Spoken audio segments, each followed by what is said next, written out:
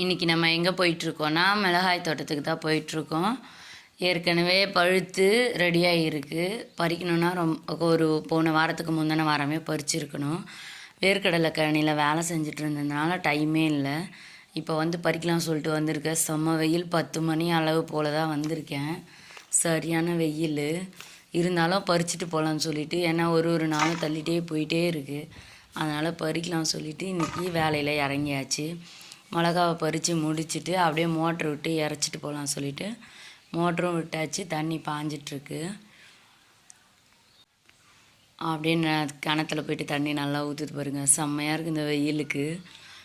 அவ்வளோதான், லாஸ்ட்டாக இருக்கிற மிளகாவை எடுத்து கோணியில் கொட்டிட்டு அவ்வளோதான். முழுசாக ஆன மிளகாவே அவ்வளோதான் ஆச்சு.